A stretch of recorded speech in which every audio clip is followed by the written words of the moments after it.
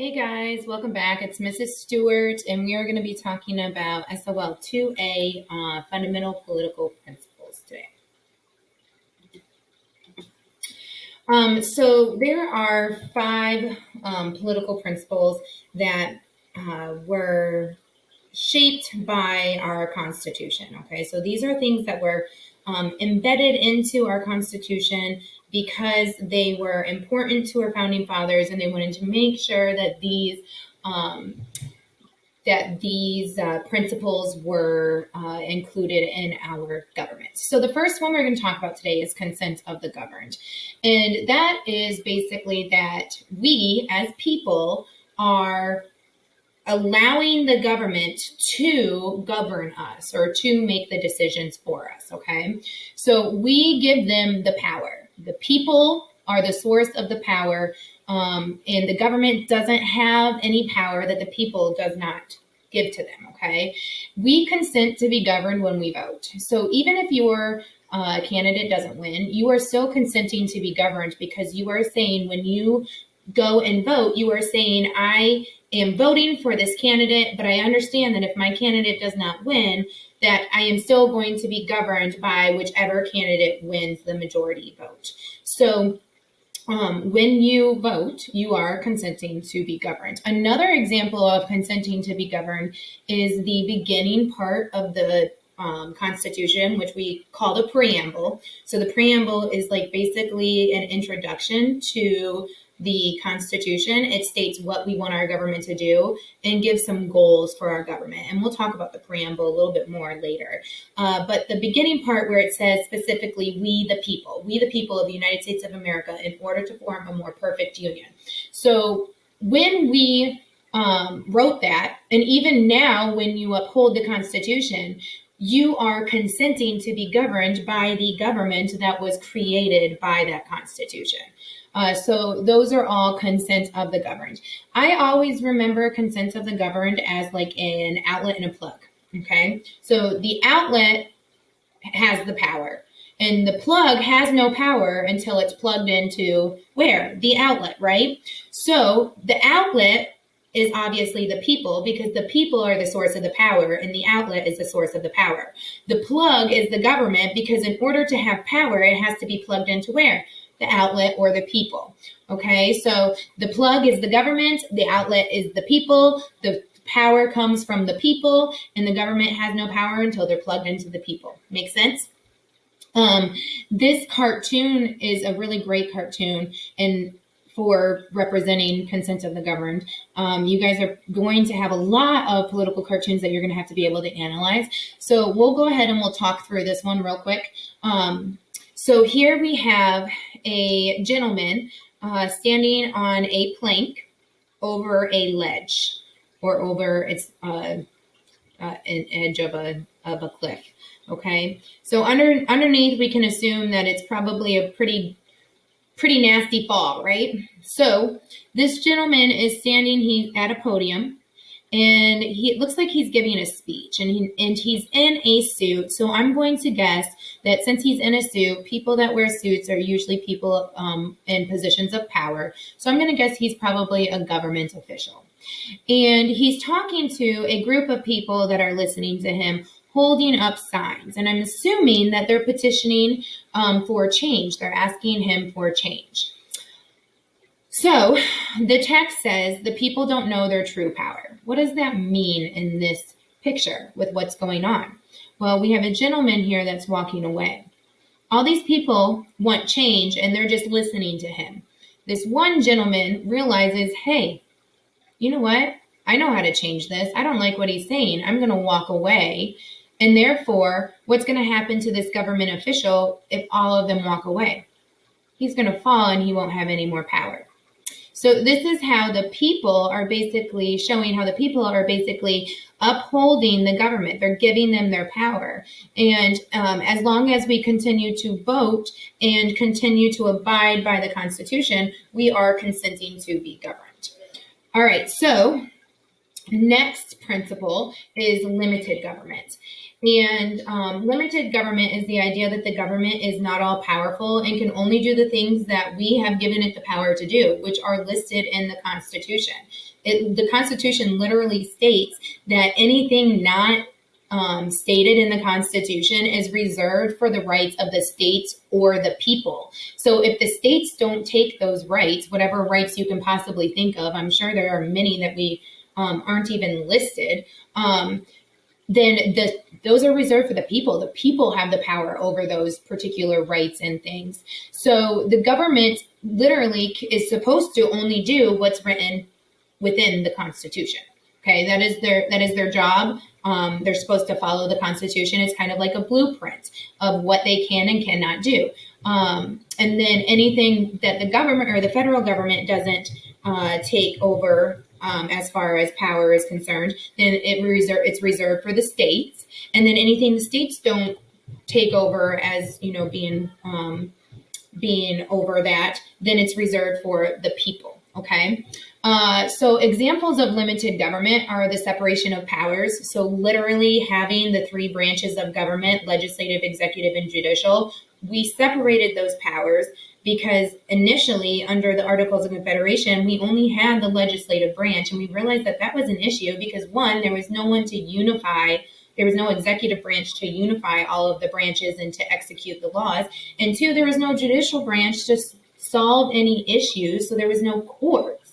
So that was a big problem. So they created the three branches.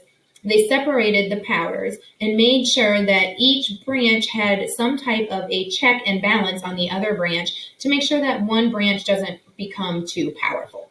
Okay.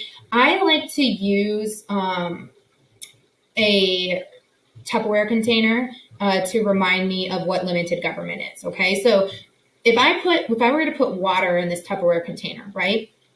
And I put the lid on it. Okay. The lid represents the Constitution. It represents the people, right?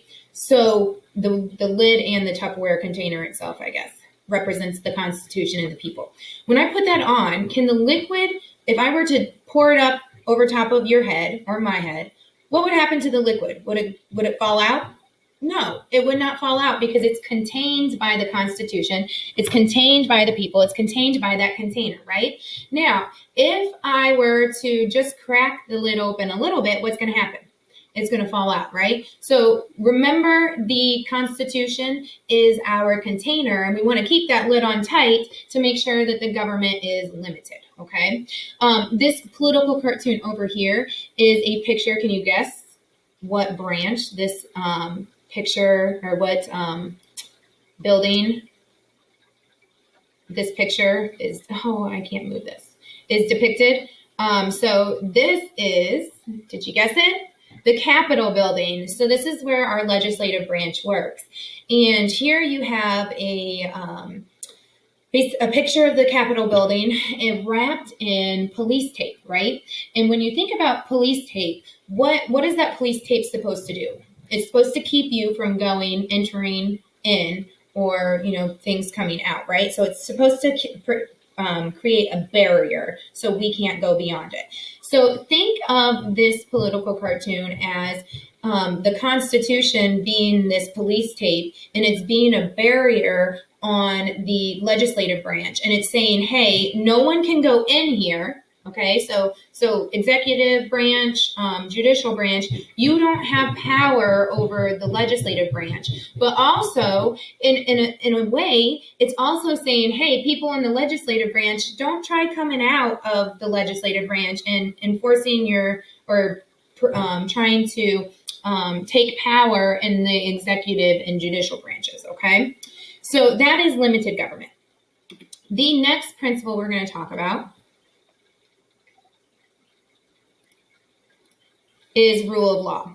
And rule of law is the idea that no one is above the law. So everyone is bound by the law, and even people in positions of power, even people who are celebrities, even people with money are supposed to be held accountable the same as everybody else, okay? So we have a couple of pictures here. I always remember the rule of law as in the justice scale. That's the image that always comes to mind for me.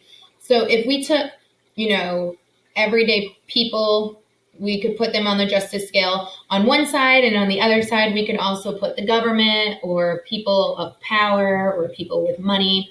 And that should be even, which means that the law is upheld evenly on both sides. Okay, so no matter who you are going to be given the same treatment under the law. Okay, so an example here that I like to use, and actually I haven't updated this since the last impeachment, but an example here that I use and tell my students about is Bill Clinton. So Bill Clinton was actually impeached for lying under oath during a judiciary meeting in the Senate during his second term in office.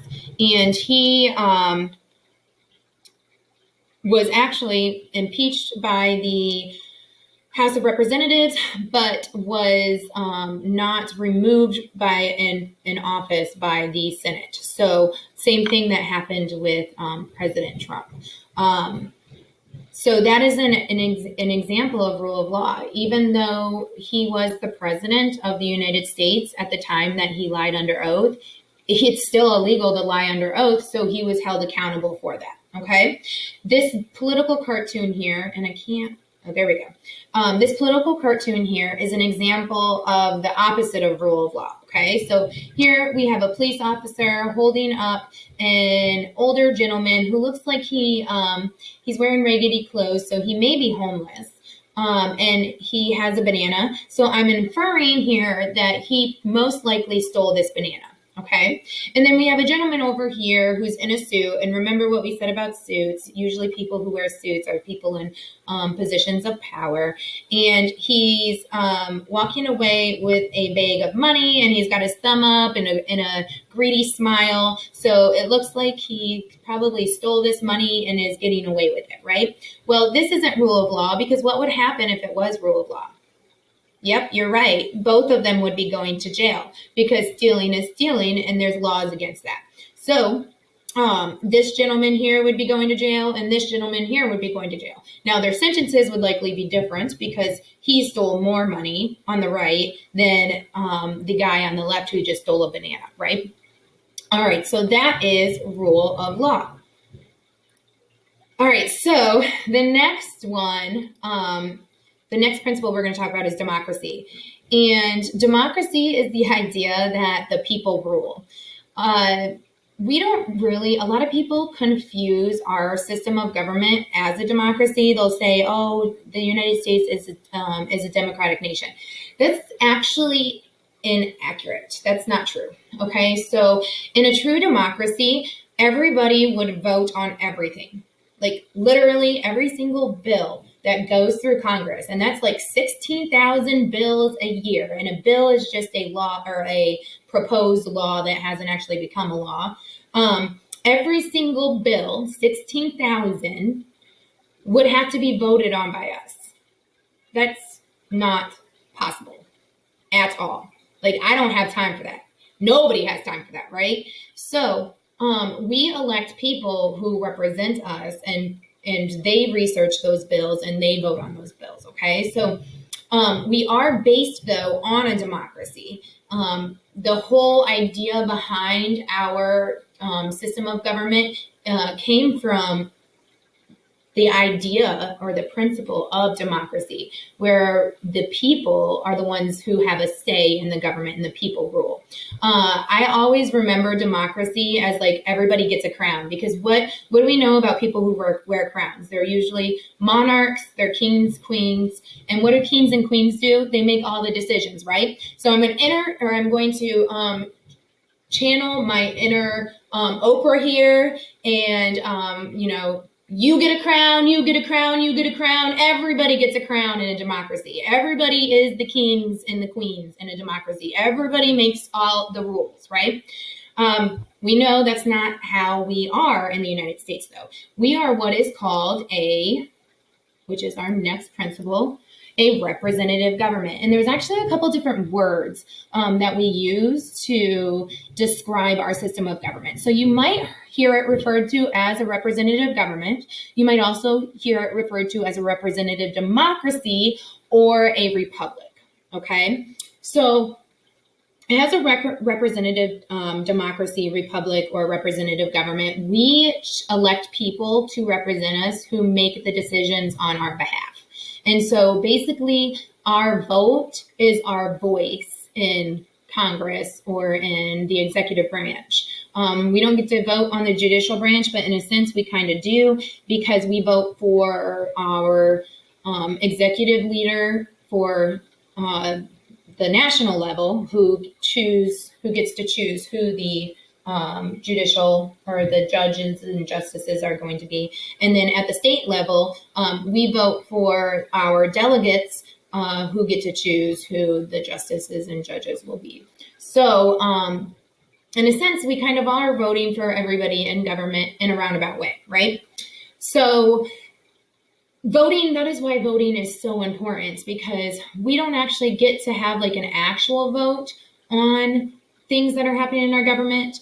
Instead, we choose people who are going to make the best decisions for us. Kind of like, if you think about it, in a sense, it's kind of like your parents, right? So your parents, a lot of times, make the choices for you because you are minors. And so in essence, they are kind of like your representatives. They are making the decisions that are best for you because you're not of age to do that yet, right?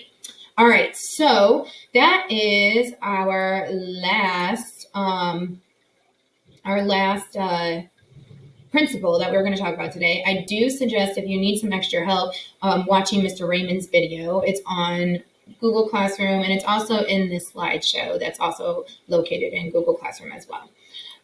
So we're going to do a quick quiz, and let's see how you do. So what is the form of government where the citizens rule? What is the form of government where the citizens rule? Very good. You guessed it. Democracy. Remember my inner Oprah? You get a crown, you get a crown, you get a crown. Everyone gets a crown, right? Okay, next question. What is the form of government where the people elect others to represent them? Great job. Representative government. Remember, we choose our representatives who are going to make the decisions on our behalf. You can thank your parents, right? Next question. The mayor is caught embezzling money from the city. He is charged for the crime. What political principle is this?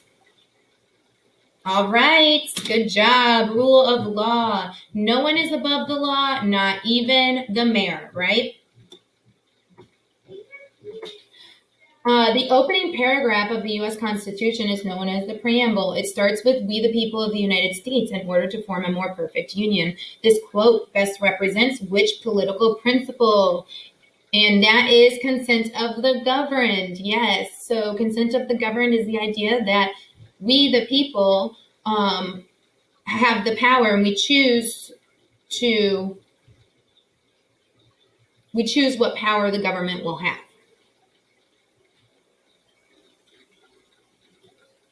Which principle states that the government is all powerful, but it cannot do all things? Very good. Limited government. So we limit what the Constitution limits what the government can do. All right. So that is all for today. If you have any questions, please reach out to me. Otherwise, I will see you next time.